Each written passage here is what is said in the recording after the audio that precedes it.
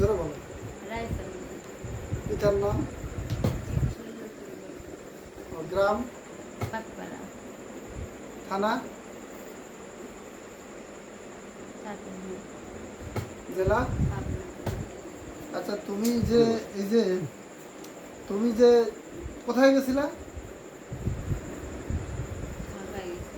কার সাথে গেছিলা? স্বামীকে বলো। স্বামী হলো কিভাবে? সে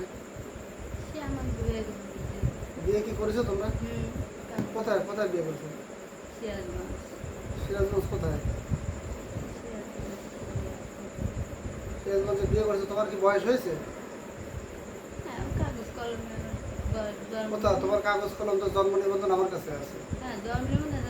কয় বছর বয়স তোমার? কম টম ওটা বুঝি না, তোমার কাগজে কোথাও বলবে, মুখের কোথায় দাম নেই।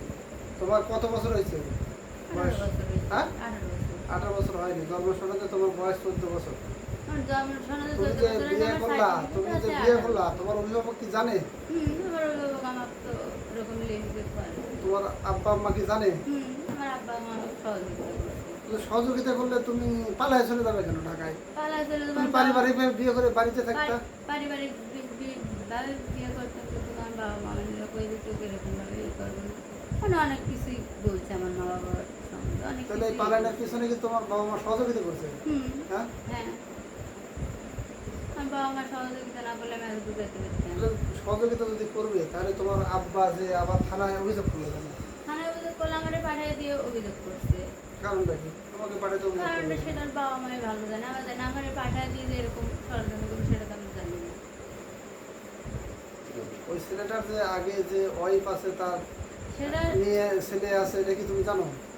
জানি তো, সেটা পরিবারও জানে, পরিবার জানে, পরিবার আমার সব কিছু। যে তার আরেকটা ফ্যামিলি থাকতে এটা কি করা তোমার কি উচিত হয়েছে? না, উচিত হয়েছে কিন্তু ফ্যামিলি আমার করাইছে। কোন ফ্যামিলি করেছে? আমার ফ্যামিলি। তোমার ফ্যামিলি কে কে মা করেছে? বাবা করেছে।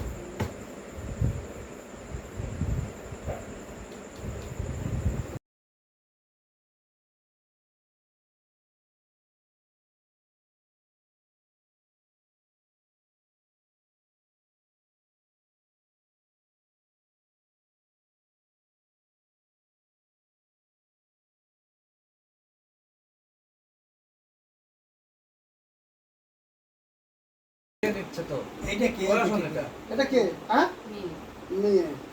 আপনার মেয়ে যে হারাই গেছিল, আপনার মেয়েকে পাইছেন? আপনার যে ডানে, এটা কে?